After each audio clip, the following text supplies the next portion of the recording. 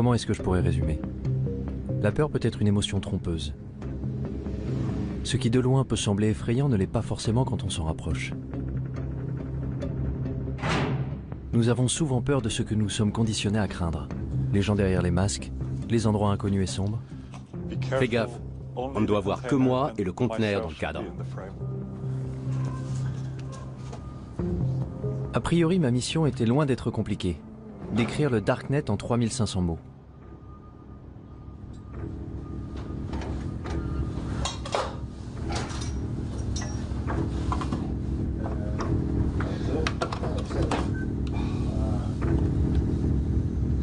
Alors comment je m'étais retrouvé là? Dans un conteneur clandestin à la périphérie de Berlin, avec 2 crypto-anarchistes sans visage me faisant faire le tour de leur lab. Non, je ne filme pas mes doigts. Jamais? Compris? Ok.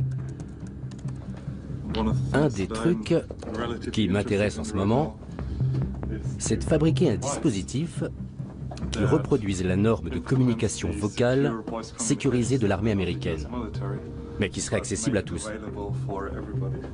Comme ça, n'importe qui pourrait se connecter avec ce petit appareil et crypter sa voix en utilisant les lignes téléphoniques traditionnelles. Mais qui cette puce aiderait-elle au final?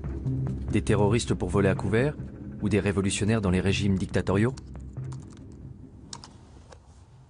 Quand j'étais jeune, j'ai lu 1984. Et c'était comme... En un sens, il était visionnaire, mais d'un autre côté, il était très optimiste, parce qu'il ne pouvait pas imaginer les développements technologiques que nous avons connus depuis. Et d'un point de vue technologique, c'est déjà bien pire. Ça donne une société qui vit en état de surveillance permanente. 1984? Je suis né en 1984. Oui, ça c'est moi juste là. C'est précisément l'année qu'Orwell avait imaginé comme étant le début de la fin de notre vie privée. Un monde dans lequel Big Brother nous surveillait en permanence. Mais personne n'y prêtait vraiment attention. Pourtant, c'est cette année-là que les familles heureuses ont pu installer le premier ordinateur Macintosh chez elles. 10 ans plus tard, ma génération serait déjà dépendante aux écrans. We installed the internet on our computer just a short time ago, and I haven't been able to get the kids off it ever since. Petit à petit, nous sommes tous devenus accros. Ça a commencé avec des jeux, des chats, des emails, même des films. Nos goûts se sont développés avec Internet. Mon premier amour, mon deuxième amour, mon troisième. ICQ, puis Facebook, Google, Twitter. Arrivé à l'âge adulte, j'avais passé une bonne partie de mon temps en ligne. Pourtant, je ne m'étais jamais dit qu'il pouvait y avoir une autre facette à explorer. Le fameux Deep Web. À vrai dire, je n'avais pas la moindre idée de la façon de le trouver. Donc j'ai commencé comme tout le monde, par une recherche sur Google.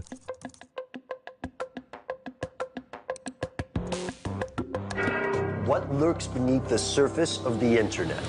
The deep web. What is it exactly? Well, it's kind of a vague term because it's comprised of anything that's just not indexed by search engines. Ok, tout ce qui n'est pas indexé.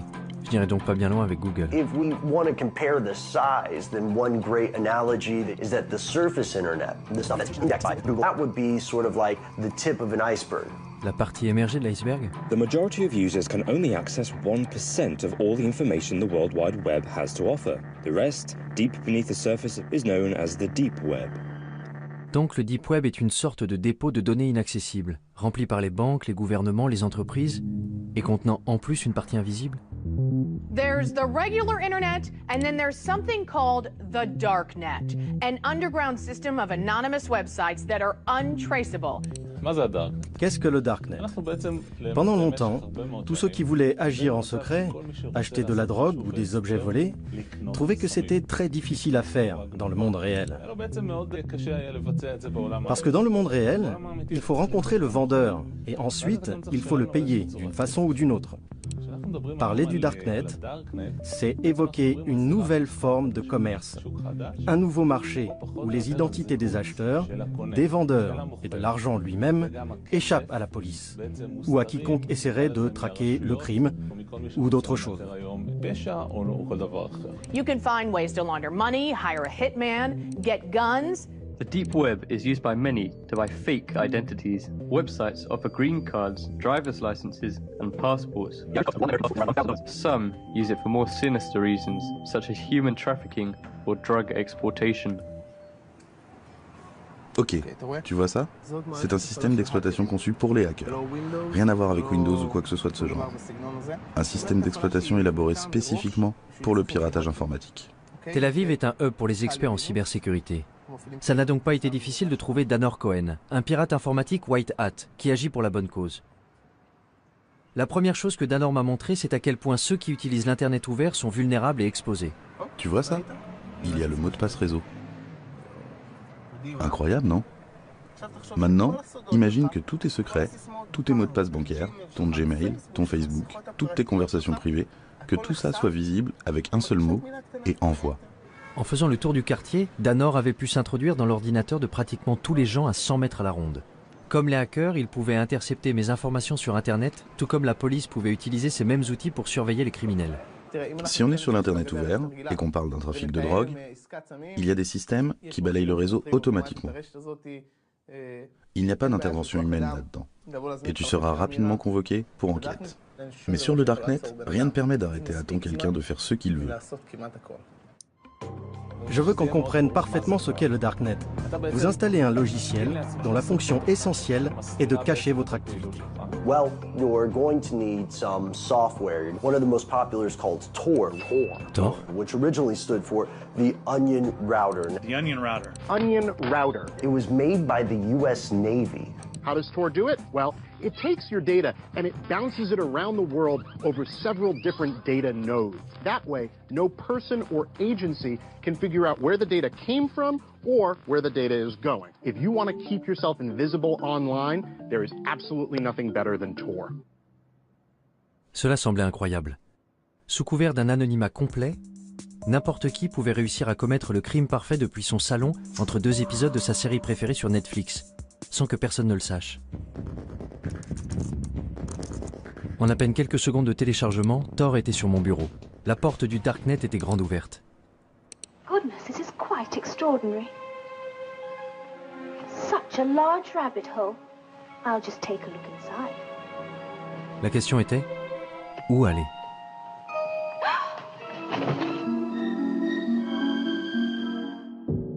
Mon premier arrêt a été le wiki caché.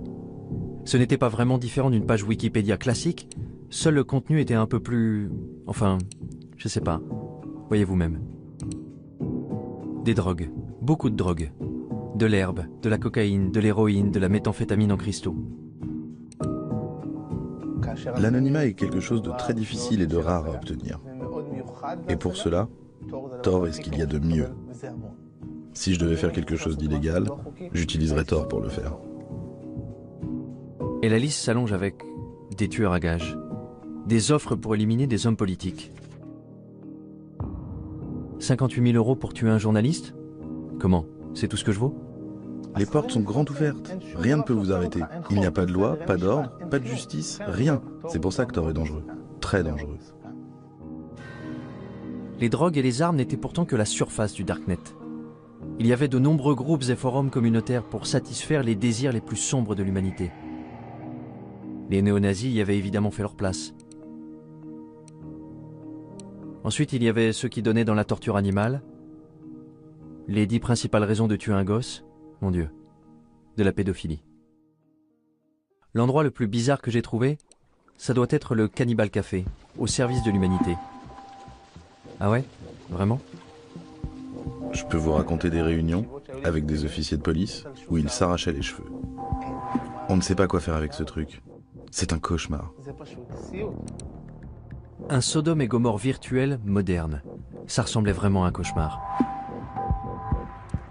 Si les règles du jeu changeaient, comment faisait la police pour rattraper son retard? Et avait-elle au moins une chance de pouvoir le rattraper?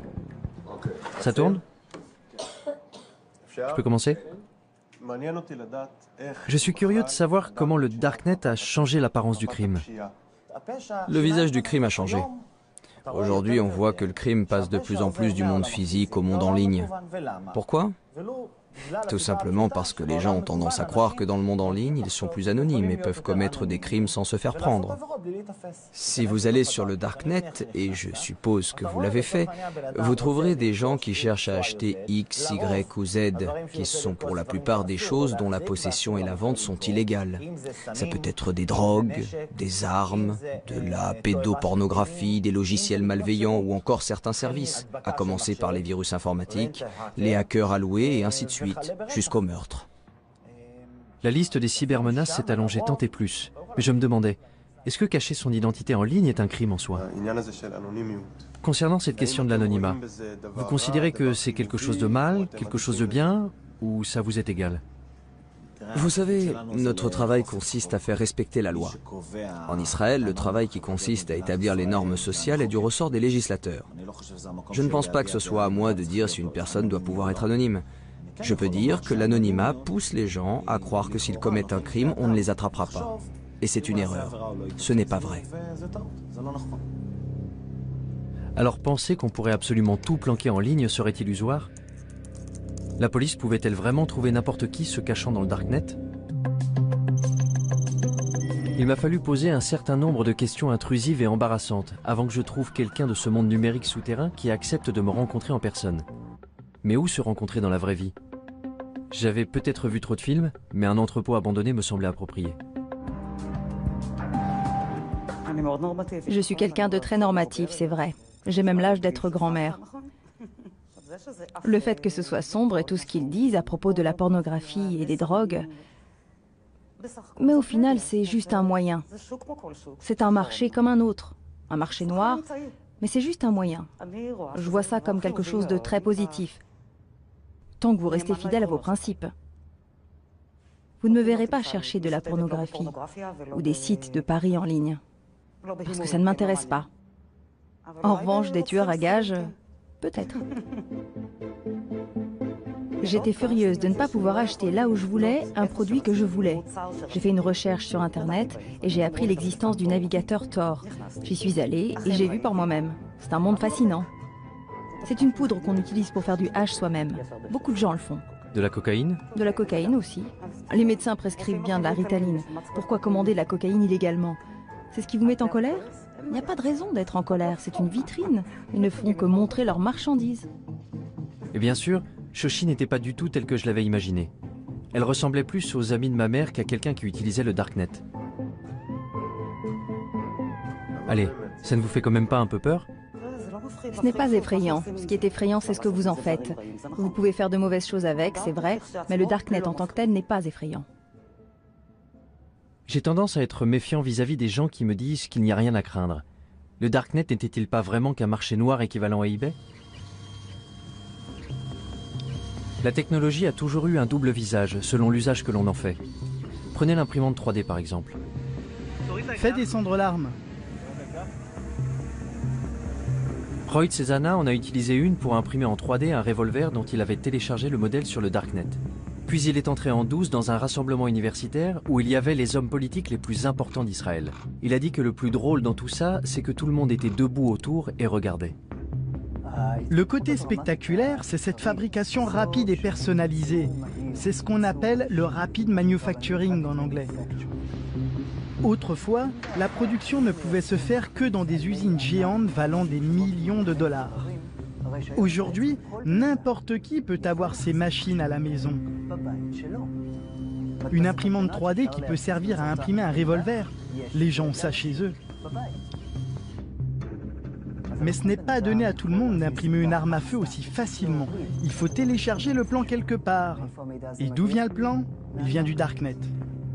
Une fois que quelqu'un a téléchargé le plan, il peut le regarder à l'écran et décider de déplacer le percuteur ici, la gâchette là, et concevoir une arme légèrement supérieure. This is called the lower receiver. This doesn't have a serial number and it doesn't require a background check. Et s'il se rend compte qu'il a créé une arme supérieure à l'original, que fera-t-il? Il téléchargera son plan sur le réseau. This is a ghost gun. Ce à quoi nous assistons, c'est à une tendance de déqualification, une diminution des compétences nécessaires pour atteindre un certain objectif. Vous voulez synthétiser des composés chimiques chez vous? Sur Internet, vous pouvez télécharger la procédure qui va indiquer à l'imprimante comment mélanger les produits pour déclencher une réaction chimique et fabriquer de la morphine, du Valium, de la marijuana ou de la poudre de cyanure. Une simple machine fera ça toute seule chez vous. Mais je vais vous montrer un autre aspect des choses. Les laboratoires médicaux produisent des médicaments à des prix astronomiques que les patients n'ont pas les moyens de payer. Ceux qui ont la capacité, par exemple, de passer des plans à la production maison de médicaments vont commencer à le faire d'ici 10 ou 20 ans. Un processus identique à celui des armes en 3D va se produire. Ils commenceront à apporter des améliorations. Tout le monde sur Terre prendra part à cette révolution géante de l'échange d'informations et de l'association de nouvelles idées. Le Darknet peut être le lieu où toutes les vieilles idées se mélangeront les unes aux autres. Comme l'a dit Matt Ridley, les idées vont commencer à avoir des relations sexuelles entre elles pour finalement donner naissance à des idées nouvelles et incroyables. Cette exploitation de nouvelles idées n'a pas lieu en utilisant les voies traditionnelles de l'information, car les véritables grandes luttes passent toujours par la destruction créatrice. Et c'est là toute l'importance du Darknet, qui fournit un moyen de canaliser l'information. Et cette information peut engendrer une révolution. Les révolutions se préparent en secret. Est-ce que ce n'était pas précisément le genre de choses que les pouvoirs en place voulaient généralement empêcher? Le Darknet avait déjà attiré l'attention du gouvernement américain. The FBI has effectively smashed the Hornet's nest, and we are in the process of rounding up and charging the Hornets. Et le Pentagone avait fait venir ici une équipe pour recenser les activités illégales du forum. Alejandro et Amanda faisaient partie de cette équipe. Nous sommes en quelque sorte des hackers alloués. Notre travail consiste à explorer une grande partie de ce que le Darknet a de plus sombre, mais aussi à le divulguer. De toute façon, on peut retrouver les pédophiles. On peut retrouver les tueurs à gages quand ils sont réels. On communique ces informations au projet Tor et on transmet certains de ces éléments à la police. Parce que, soyons très clairs, les créateurs du projet Tor ne veulent évidemment pas favoriser l'exploitation des enfants. Vous croyez que certaines choses méritent de rester cachées, ou bien est-ce que tout doit être divulgué? C'est une grande question. Je veux dire, d'une certaine façon, je pense que l'anonymat est extrêmement important. Je pense qu'il y a certaines choses que... Je veux dire, il y a de vrais méchants ici. Il y a les méchants que tu veux, à cause desquels les utilisateurs ont besoin d'anonymat. Et puis, il y a ceux qui utilisent l'anonymat pour de mauvaises raisons. Je pense vraiment que l'anonymat est important. Je ne suis pas pour la suppression totale de l'anonymat. Mais pourquoi l'anonymat est-il important? Eh bien, à cause de... Du droit à la vie privée. Oui, le principe du droit à la vie privée. Et dans quel but? Pourquoi on en a besoin? L'exemple classique que le projet Tor utilise presque toujours pour illustrer ça, ce sont les régimes oppressifs. Et ce n'est pas un exemple théorique. L'histoire montre qu'à chaque fois qu'il y a un progrès révolutionnaire, ça commence toujours de façon clandestine.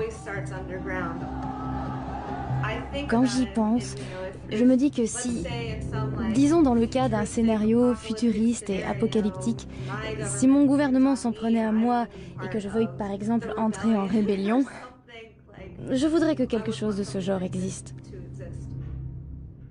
C'était vraiment la dernière chose que j'aurais pensé entendre venant d'un employé du gouvernement américain. Entendre que, bien qu'enfouis au fin fond de leur cerveau, il y avait un scénario digne d'Orwell. Le genre d'idée qu'on prête davantage aux anarchistes. Instead of privacy, we have permission. It's about control, isn't it? It's about the incremental eradication of freedom. C'est Julia Touriansky, une propagandiste anti-étatique autoproclamée. Don't police me. Statism is death. Mon Dieu. Join me in my love affair with freedom. Vie privée, contrôle, liberté. This is Anarchast. C'étaient les maîtres mots d'un petit groupe qui militait pour de nouvelles alternatives face à un système défaillant. Les gens ont très facilement peur de la nouveauté. Et ça, ce sont des idées nouvelles. Hacker, anarchiste, darknet, des mots qui sonnent louches.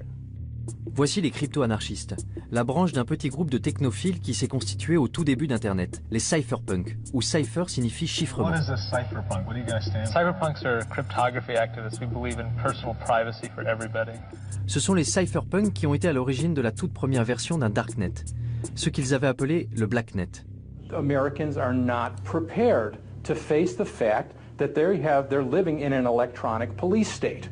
Si quelqu'un pouvait compléter mes informations sur le darknet, c'était forcément eux.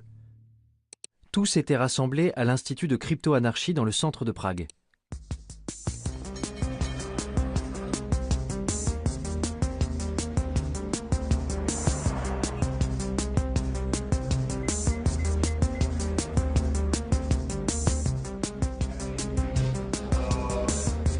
Parallelnipolis représente des outils et des moyens pour protéger nos libertés contre les tendances autoritaires des institutions politiques et sociales. Désolé, c'est vraiment privé. Vous ne pouvez pas prendre ces personnes en photo, ok? Pénétré dans le congrès des hackers à Parallelnipolis, je ne savais absolument pas dans quoi j'étais sur le point de m'engager. J'étais même tellement incertain que j'avais fait le tour du pâté de maison avant de me décider à entrer. Et quand j'avais finalement pu trouver quelques participants pour parler devant la caméra, ce n'était pas sans condition. C'est bon? Super. On entre? Bon, quand vous serez prêt, vous pourrez vous asseoir. Pourquoi ce masque? Pourquoi ce déguisement? Eh bien, je pense qu'aujourd'hui, il est très important de protéger sa vie privée. Et vous savez, il y a beaucoup de reconnaissance faciale dehors.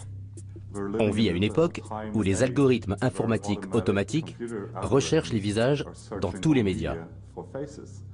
Et je ne veux vraiment pas que mon visage me suive partout où je suis. Si tu veux me rencontrer, si tu veux me voir, viens me voir en personne. Les médias, c'est pas mon truc. Alors comment est-ce que tu parles de toi? Quelle est ton identité? Eh bien, dans le contexte d'aujourd'hui, appelle-moi Smuggler. Et ta mère, comment t'appelle-t-elle? Ça, je ne te le dirai pas. Demande à ma mère. Fondamentalement, la raison pour laquelle nous voulons le respect de la vie privée, c'est parce que cela permet une action humaine libre, conforme à notre propre volonté. L'homme se développe quand il utilise son propre esprit et fait ses propres choix, bons ou mauvais, et qu'il en assume les conséquences. Voilà comment on grandit. Tu dois être capable de te planter sans te faire démolir. Mais quand quelqu'un te surveille, quand tu dois avoir peur, si tu dois baisser la voix pour parler de certaines choses, tu empêches le développement de l'homme, l'évolution de l'homme. Je pense que de nos jours, il y a une forme de totalitarisme beaucoup plus subtile. Dehors, tu as toutes ces libertés. Tu peux porter ce que tu veux, tu peux faire ce que tu veux, tu peux être gay. Tout va bien, parce que tu sais, nous sommes des gens libres. Dans les systèmes totalitaires précédents, le fait de ne pas être libre était beaucoup plus clair pour les gens. Maintenant, c'est genre, tu es ce consommateur heureux qui peut regarder tous les films sur Netflix, mais dès que tu essaies vraiment de pousser un petit peu pour changer le système, tu te fais attaquer. Et tout le monde te dit « Ouais, c'est quoi ton problème? Like-moi sur Facebook, c'est tout. » Quand on est assis face à l'ordinateur chez nous, on est dans un environnement qu'on associe a priori à la vie privée. Mais ce qu'on fait en réalité, c'est qu'on crie des choses sur tous les toits. Et en ne nous protégeant pas, on a tout simplement ouvert notre espace privé au monde entier. Et moi je dis, attention, ce que vous faites là, vous ne le feriez pas si vous compreniez vraiment ce que ça implique. Parce que vous ne faites ça pour rien d'autre dans votre vie. Je n'ai jamais été particulièrement soucieux de la vie privée. Quand j'ouvre une appli sur mon téléphone, je ne me demande pas vraiment où ces données vont finir.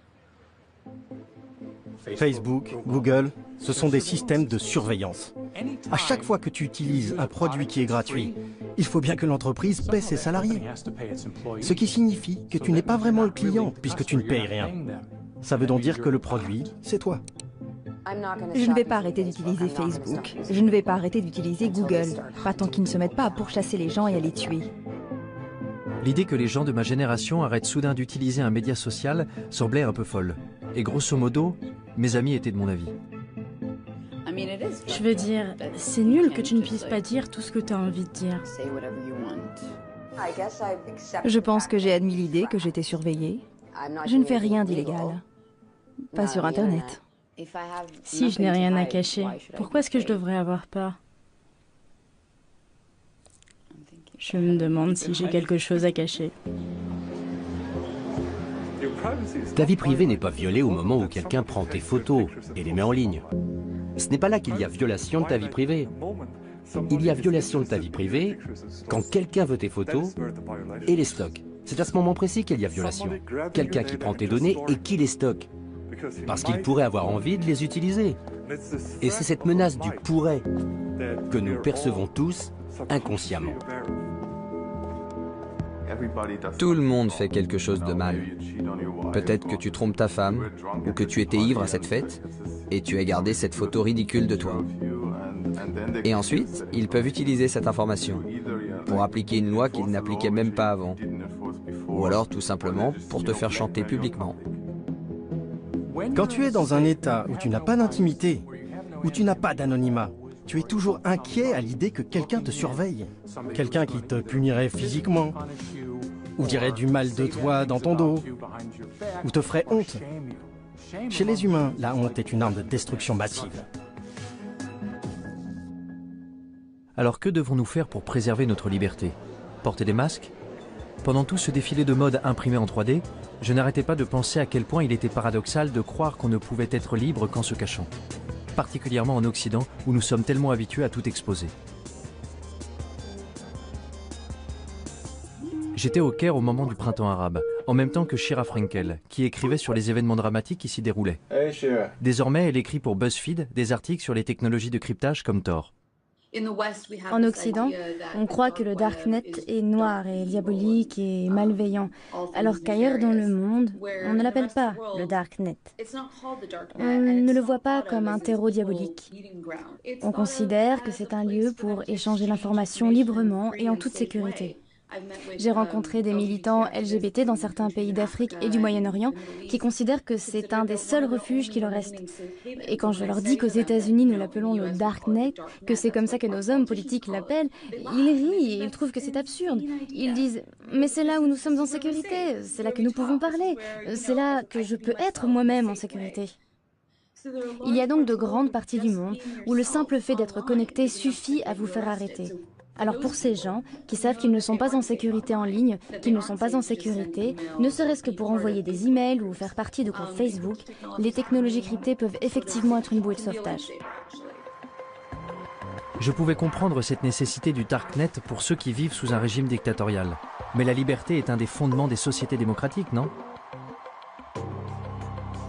Aujourd'hui, nous sommes à la croisée des chemins entre deux systèmes gouvernementaux en compétition. D'un côté, celui dans lequel Big Brother contrôle la vie de ses citoyens, et de l'autre côté, la domination des masses. Le gouvernement tente de se sécuriser et de sécuriser ses citoyens. Pour cela, il doit arrêter la menace que représentent les loups solitaires, les terroristes. Ceux qui voudraient faire tomber le gouvernement par la force. Et parfois aussi, ceux qui veulent le faire tomber sans faire usage de la force.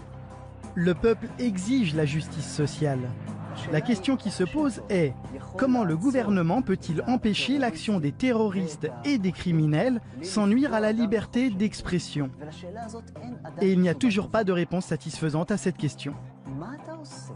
Que feriez-vous si votre devoir était de protéger votre population et que vous voyez une énorme menace? Vous deviendriez hystérique et vous commenceriez à surveiller absolument tout le monde.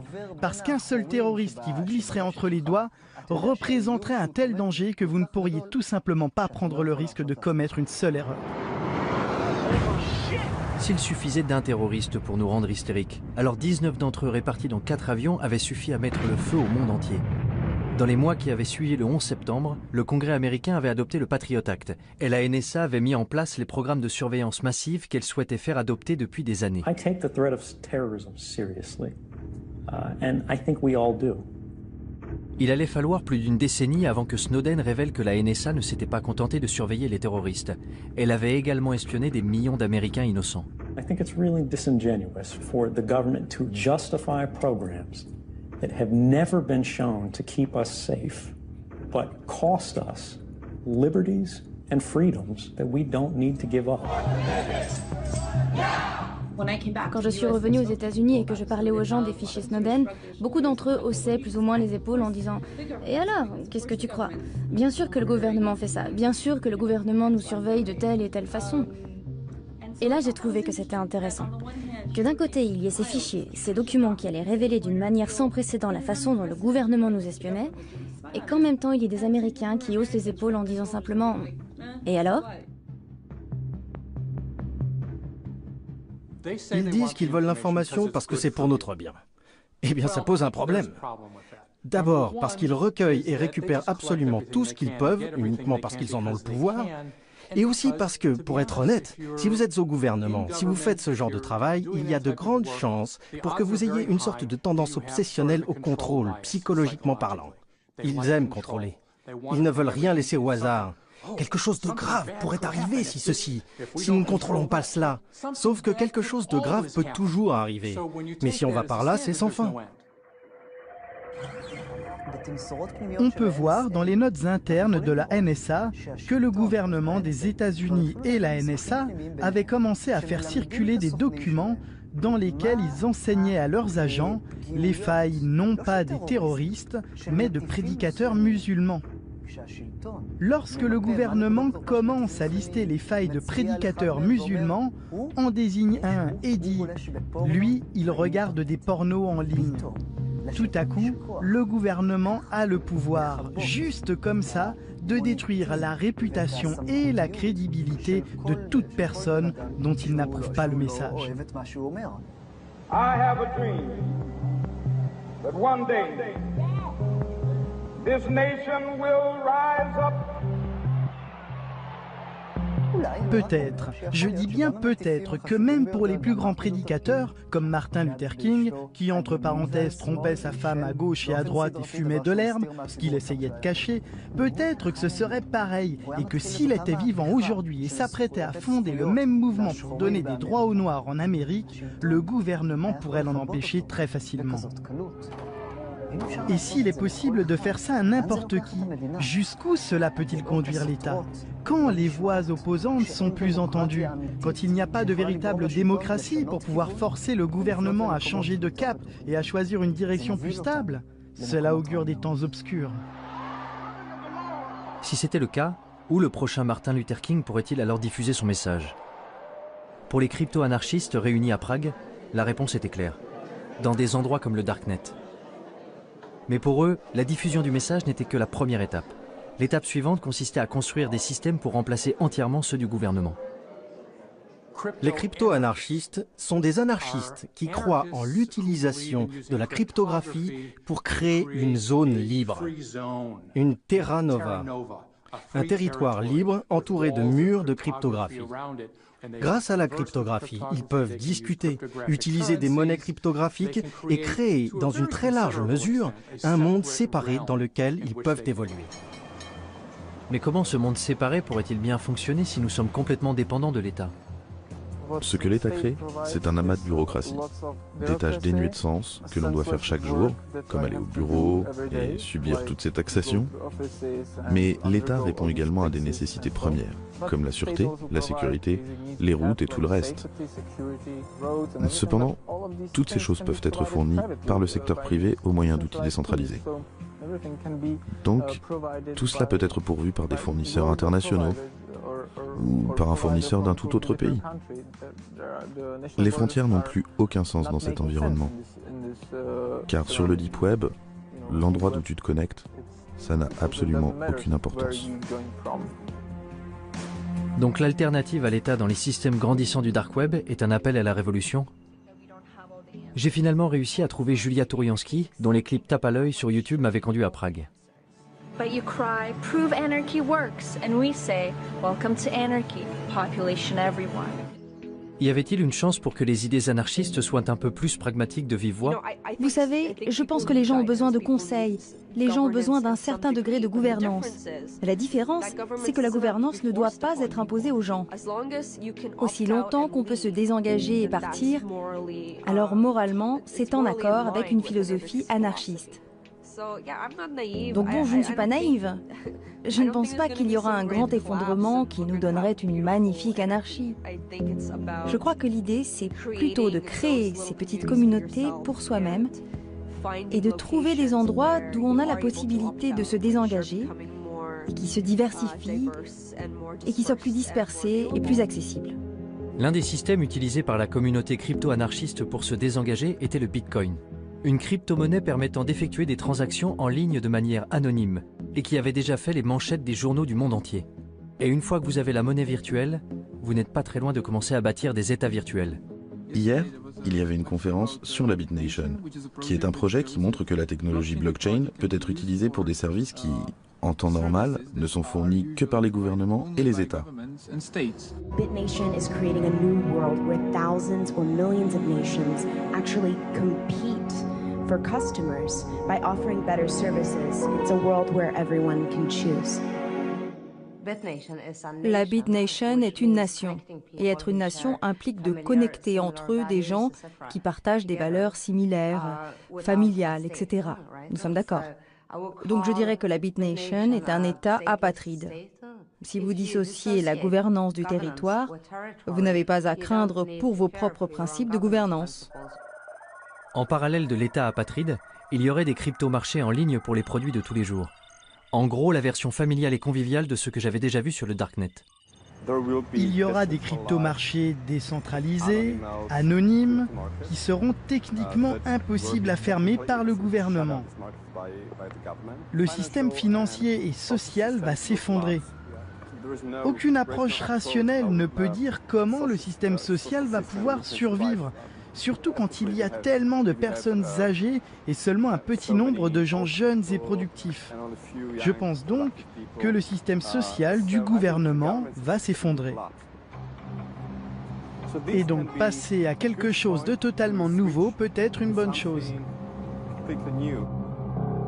Le gouvernement qui s'effondre, des systèmes parallèles pour le remplacer. Les crypto-anarchistes étaient dans la droite ligne des cypherpunks et de ce qu'ils avaient écrit en 1988. Regarde ce que les cypherpunks écrivaient avant que la technologie d'aujourd'hui existe. Je veux dire, ils peuvent être fiers d'eux. Ils avaient raison. Lire leurs écrits revenait un peu à lire une prophétie de science-fiction. À l'ère électronique, la vie privée est nécessaire pour une société ouverte. Tout ce qu'ils avaient prédit il y a plus de 30 ans était effectivement en train de se réaliser aujourd'hui. Bitcoin, construire des systèmes anonymes avec de l'argent électronique. Wikileaks, la crypto-anarchie permettra de mettre en libre circulation les secrets nationaux. Darknet, des systèmes qui permettent de faire des transactions anonymes. Crypto-marché, un marché informatique anonyme permettant d'échanger des biens illicites et volés. Ils avaient même prédit la façon dont les gouvernements répondraient à ces développements. L'État essaierait de ralentir la propagation de ces technologies au nom de la sécurité nationale. Chaque fois que quelqu'un fait quelque chose qui protège la vie privée, il ne se passe pas longtemps avant que le gouvernement et les médias officiels brandissent un de leurs arguments à la carte. C'est mauvais parce que terroriste, ou c'est mauvais parce que drogue. Ce sont effectivement de mauvaises choses. Oui, c'est mal d'être un terroriste, mais là, ce que le gouvernement fait, ou ce que les adversaires de la vie privée font en réalité, c'est qu'ils jouent avec notre corde sensible. Ok, voyons. Wikileaks, gouvernement des États-Unis. The United States strongly condemns the illegal disclosure of classified information.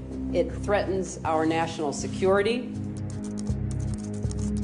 If this becomes a standard currency, it could radically and dramatically transform the role of central banks.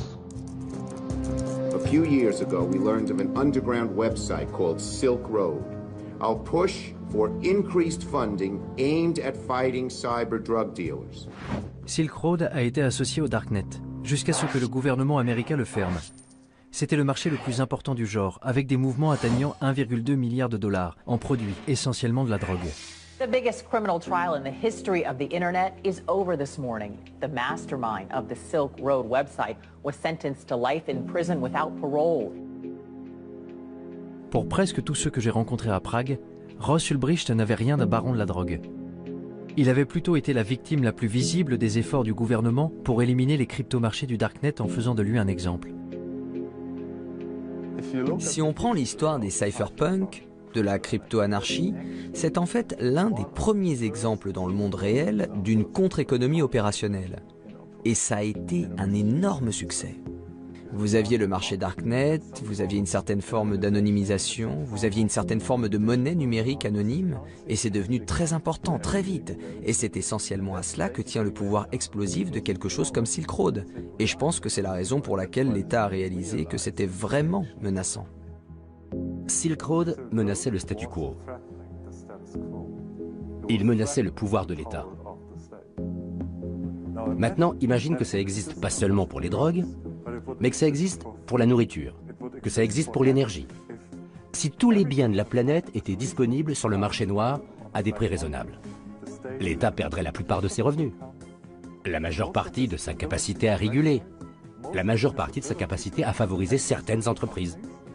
Alors, que se passerait-il ensuite? L'État perdrait son pouvoir. Si j'avais le choix, je voudrais que les gouvernements disparaissent. Si j'avais le bouton rouge qui dit tous les gouvernements, tous les États, tous les organismes obligatoires disparaissent immédiatement, j'appuierais tout de suite sur ce bouton. Plus d'État, plus d'administration centrale ou de banque. Que se passerait-il si on appuyait sur le bouton rouge? Un chaos absolu? Ou un nouveau départ? Je quittais Prague avec l'impression de revenir du futur. Mais un réveil brutal m'attendait dans le présent.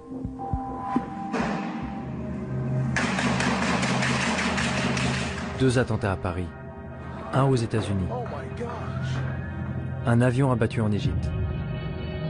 N'avions-nous pas effectivement besoin de protection plus forte vis-à-vis de ces gens, même au prix du sacrifice d'un peu de confidentialité? You can't have 100% security and also then have 100% privacy and zero inconvenience.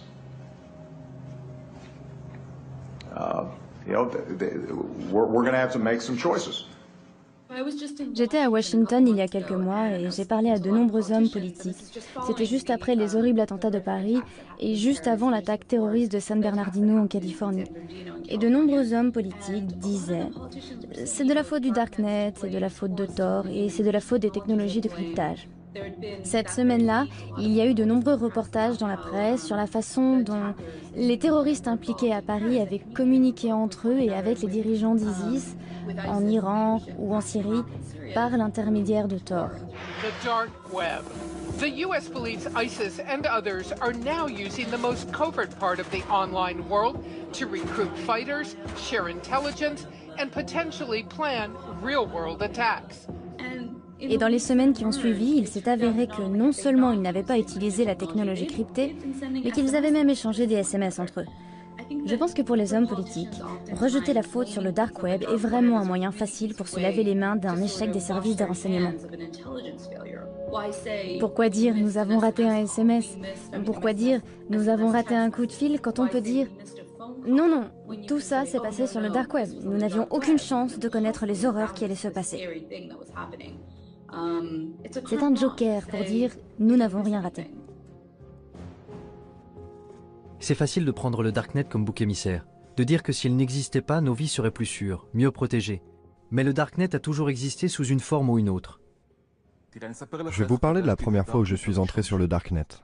J'avais 4 ans, et à chaque fois que mes parents ne voulaient pas que je comprenne quelque chose, ils parlaient en yiddish. Le yiddish était leur Darknet à eux. À l'âge de 4 ans, je vivais dans 2 réseaux parallèles. Dans le réseau ouvert, en hébreu, et dans le réseau en yiddish, où je pouvais sentir les émotions, voir les regards, et sentir la colère, entre autres, mais pour moi, tout était crypté. Alors le Darknet n'est pas seulement un lieu, il correspond à un besoin fondamental que nous avons tous.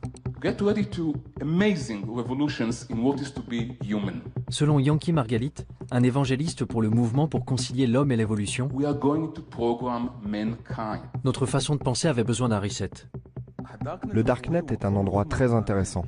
Les gens qui maintiennent le Darknet, ceux qui le construisent, les idéalistes qui en assurent le fonctionnement, sont le genre de personnes qui croient très fortement au droit à la vie privée et à la capacité de le sauvegarder. Tout ce que je sais, c'est que notre combat pour une vie privée telle que nous l'avons connue est pathétique. C'est pathétique, parce que c'est un combat que nous avons perdu depuis bien longtemps. Nous devons complètement le redéfinir. Quand vous prenez ce qui s'est passé au cours de ces quelques dernières années et que vous vous tournez un peu vers l'avenir, vous vous rendez compte que l'espèce humaine est en train de changer. Nous subissons des changements très accélérés. Nous connectons la technologie à la biologie, nous relions la biologie à l'électronique, et je pense que nous créons une nouvelle espèce humaine. Nous créons une espèce humaine améliorée et plus connectée. Ce que nous faisons aussi, c'est que nous prenons des individus et que nous les connectons à quelque chose de plus grand qu'eux. Cela me rappelle le processus par lequel des cellules individuelles ont créé l'homme. Pensez aux cellules qui vous ont créé, aux milliards de cellules qui vous ont créé. Ces cellules ont perdu leur individualité, elles ont perdu leur vie privée. Mais en fin de compte, elles ont créé un être humain.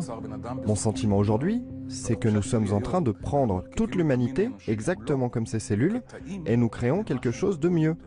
Lorsque vous construisez quelque chose de cet ordre, quelque chose de plus grand que la somme de ses parties, la question de la vie privée est très intéressante. Parce que savez-vous quelles sont les cellules les plus intimes du corps humain? Les cellules cancéreuses. Ce serait donc ça? La vie privée ne serait pas vraiment morte? Elle présenterait des cellules cancéreuses? Peut-être? Avec le nombre de fous qui se baladent, l'ordre mondial semble trop fragile pour faire confiance à la vision des cypherpunks et des crypto-anarchistes. Particulièrement à ceux qui ne veulent pas montrer leur visage, non? Je m'apprêtais à terminer mon article, mais juste à ce moment-là, Smuggler sortit de l'ombre. Dans un chat IRC privé, il fit un sacré pas en avant pour un extrémiste de la vie privée. Il me dit que je devrais aller le voir.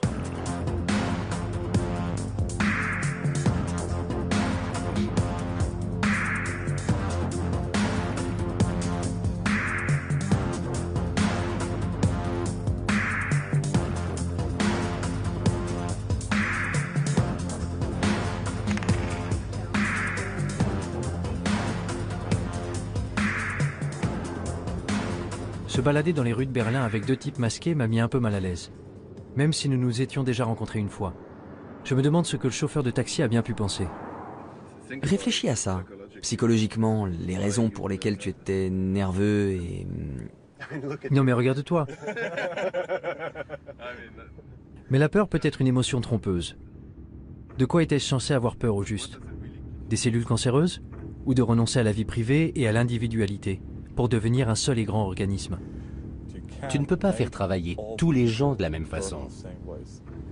Et on observe ça aussi dans la nature. En agriculture, par exemple. Si tu utilises exactement les mêmes méthodes, exactement les mêmes cultures tout le temps, tôt ou tard, ton exploitation agricole déclinera. Parce que la réalité a besoin de la diversité pour se stabiliser. Coupe la caméra maintenant.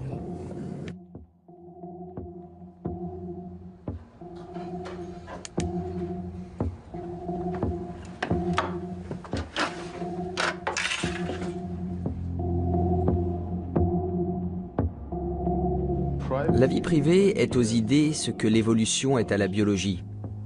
Tu sais, pour qu'un écosystème soit sain, il faut des niches locales et il faut une transformation. Il faut aussi différents types d'organismes qui mutent, qui évoluent. Un certain nombre d'entre eux vont mourir, d'autres vont prospérer et globalement, c'est une structure très résistante. C'est la même chose pour une société en bonne santé. Il faut de nombreuses idées différentes et les bonnes vont effectivement survivre. Et si tu penses à ce futur, où toute l'humanité ne serait qu'un seul organisme allant dans une seule direction, il suffit d'un seul bug pour tuer le tout. Et c'est terminé. Game over. Et ce sera pire que nos pires craintes de guerre nucléaire. Je veux dire, rappelle-toi ce que nous avions avec le Troisième Reich en Allemagne. Imagine maintenant le Troisième Reich à l'échelle mondiale et aucun autre pays pour l'arrêter. Quel bordel! Malgré tous nos progrès, malgré tous les avantages de notre monde interconnecté, l'histoire serait tout de même condamnée à se répéter? Nous abordons un futur que nos parents ne pouvaient pas imaginer. Savoir ce qui en ressortira, c'est de la science-fiction. Mais moi, je ne veux pas vivre dans un futur où tout est contrôlé. Chaque bit de technologie, chaque bit d'information, comment il faut construire les choses, ce qu'il faut penser. C'est si énorme que George Orwell doit se retourner dans sa tombe. Parce que je ne crois pas qu'un tel futur sera vraiment durable. Alors à quel moment votre travail sera-t-il achevé? Jamais. Non, jamais. Je veux dire, certaines personnes travaillent pour la surveillance, et nous travaillons pour renforcer l'anonymat. On n'y arrivera jamais, mais c'est un idéal à viser. De plus, même si nous travaillons pour plus de vie privée, ça ne veut pas dire que qui que ce soit va arrêter de travailler pour la surveillance. Donc tant qu'ils travaillent sur la surveillance, nous, on a un travail à faire. Mais certains diraient, je ne sais pas, que vous êtes peut-être paranoïaque. C'est vrai, vous n'êtes pas des criminels purs et durs, vous ne vendez pas de drogue, vous ne... je sais pas... Mais je veux dire qu'il y a beaucoup de... Je crois que toute la discussion... C'est bizarre le tour qu'a pris cette affaire. Que ce soit à nous de devoir nous défendre. Tu sais pourquoi tu as des rideaux dans ton appartement? Pourquoi tu fermes ta porte à clé? Et il y a plein de précédents historiques où des gens ont été tués à cause de données les concernant qui avaient été recueillies. Tu sais, c'est ce qui s'est passé pendant le Troisième Reich. Ce qui s'est passé dans les années avant même que le Troisième Reich existe, c'est que beaucoup d'États-nations exigeaient l'enregistrement des citoyens. L'une des choses que de nombreux États, comme les Pays-Bas, la Belgique, la France, l'Allemagne, exigeaient, eux, c'était que tu indiques ta religion. Les nazis sont arrivés et ils ont pris ces registres pour les fouiller.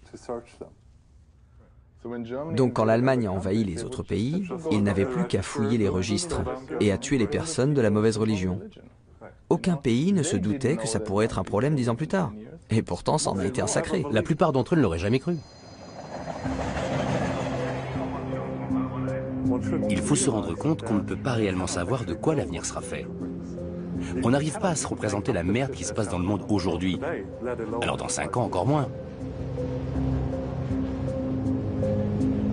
En quittant le conteneur, j'ai rallumé mon téléphone et trouvé mon chemin sur Google Maps. J'ai ouvert Gmail pour envoyer l'article à mon rédacteur en me demandant quelle conclusion tirer de tout ça. Où m'avait conduit cette exploration du terrier? Le Darknet n'était pas le monstre diabolique que j'avais eu tendance à imaginer. Il semblait au contraire qu'il puisse être le seul endroit qui nous reste pour échapper à la surveillance de plus en plus attentive de Big Brother. Un lieu où nous pourrions nous débarrasser de nos anciennes identités pour en créer de nouvelles, et même bâtir des mondes nouveaux. Un endroit où nous pourrions bénéficier d'une vraie liberté. Ce n'est qu'à ce moment-là que je repensais à ce que m'avait dit Smuggler quand j'ai quitté le conteneur. Que la plupart des gens ne cherchent pas du tout une liberté réelle. Ce qu'ils veulent, c'est avoir juste assez de liberté pour se sentir bien.